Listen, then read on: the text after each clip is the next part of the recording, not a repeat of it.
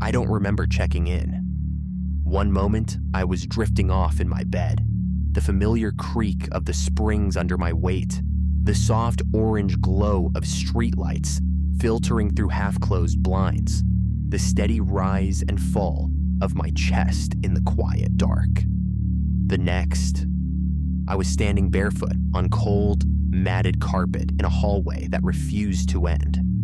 Fluorescent tubes hummed overhead, harsh white light pouring down endlessly, never flickering off, never dimming to mercy. The air hung heavy with the scent of old rain soaked deep into fabric, layers of thick dust, and something sharper underneath, metallic, like old coins left to corrode in forgotten drawers for decades. Doors lined both walls, identical dark wood panels, brass numbers tarnished and dull, gold paint flaking away in small, brittle curls. They stretched into hazy vanishing points in both directions. No lobby in sight, no stairwell doors, no glowing exit signs. Just hallway. Endless. Infinite. The kind of place that makes you question if forward and backward still mean the same thing. My phone was still in my pocket, a familiar weight. I pulled it out. No signal bars, no clock ticking. The screen a perfect, unresponsive black, as though the device had never been charged or even manufactured. I started walking. Each footstep echoed strangely, too loud in the immediate space, then hollow and delayed, as if the sound had to travel much farther than the visible walls permitted before returning distorted. The carpet fibers snagged at my bare toes, sticky in irregular patches like something had spilled long ago and never quite cleaned. Every single door presented the same details. Faint scuff marks at the baseboard, identical thin scratches around the keyhole, the same tarnished number 317 staring back. I tried the first handle, ice-cold brass that refused to budge, feeling fused permanently shut. The next door, identical resistance, same chill.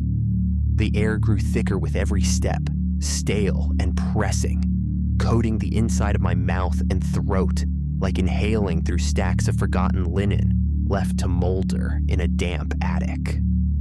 My pulse began to thud in my ears. Then, a whisper, so soft it might have been imagination at first, from behind the nearest door. My name, spoken gently, almost affectionately. It came again, from the door just beyond. Then the next, a slow, patient chorus building, encircling me like rising smoke, never urgent, never angry, just waiting. I ran, panic surged up from my gut and clawed into my chest. The hallway mocked every stride, every 30 doors or so. The same irregular dark brown stain spread across the carpet, like coffee spilled years earlier and allowed to set permanently. The same overhead bulb flickered weakly, its buzz growing incrementally louder with each pass, as though the fixture itself was growing tired of pretending to function. Minutes bled into hours or perhaps days. Time had no edges here, peeled away to raw, meaningless duration. My breathing turned ragged, lungs burning. The whispers sharpened, reaching into locked corners of memory. Remember the night you walked away from her on the porch, rain plastering her hair flat while she called your name one last time? The phone call to your parents, your voice so carefully steady as you lied about your location and your plans. Details no living person should possess. Exact phrasing, exact inflections, exact silences between words. The doors beneath my palms grew warmer, almost feverish, the wood feeling like thin skin stretched over something alive and pulsing faintly. One door eased open on its own, a narrow crack.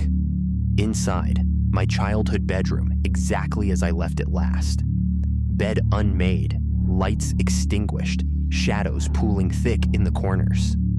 Something in the far corner breathed slow and deliberate, rhythmic, waiting for me to cross the threshold. I slammed it shut with both hands. The hallway answered by extending itself, more doors materializing ahead, the hum in the air swelling inside my skull like the onset of a migraine that never quite breaks. I collapsed against the wall, legs trembling uncontrollably. The carpet softened under me, yielding, cradling my weight almost tenderly, like it had been designed for this exact moment of surrender. The whispers transformed.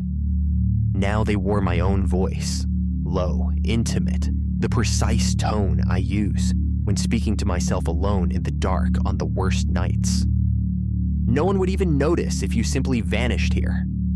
You're already nothing. Why keep pretending otherwise?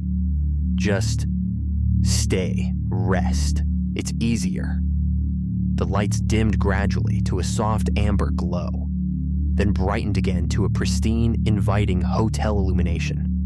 The kind that promises comfort, safety, rest. But now every brass plate carried my name, etched so subtly into the metal it appeared to have always been there, as though the building had anticipated my arrival from the beginning. I couldn't deny it any longer. I reached for a handle. It turned smoothly, almost eagerly, with a soft click. The door swung inward without resistance. Beyond, another hallway stretching identically. Same hum, same metallic undertone in the air, same infinite repetition. The void wasn't lurking outside these walls. It resided in the gaps, the liminal seams where one space bleeds imperfectly into the next, never fully connecting, never completing. It hungered in silence, for occupancy, for permanence, for a guest who finally stops turning handles. I have no idea how long I've been wandering these corridors. The whispers insist on eternity, calm and factual. They explain it without malice. I no-clipped one ordinary night, slipped through an unseen crack in ordinary waking life into the unfinished architecture behind reality. Hallways that link every place but lead absolutely nowhere. Elevators frozen between floors. Rooms constructed but never occupied. This hotel maintains meticulous records of every soul who lingers beyond their welcome. It borrows your features for the next arrival, your reluctant smile, your measured cadence, your most buried shames, and displays them like faded portraits along the walls. I catch the evidence in reflections now, brass knobs mirroring my face, but the eyes remain unnaturally calm, the mouth curving upward when my own lips tremble in terror. It is patient beyond measure. It waits for me to choose any door. Step through, and the corridor will finally conclude, but I will persist, recast as the echo that beckons the next lost traveler. The persistent hum embedded in the walls, the soft whisper behind every door, forever patient, forever remembering. If this narration is reaching you right now, pause. Check the hallway outside your room tonight. Listen carefully for the buzz that has no source.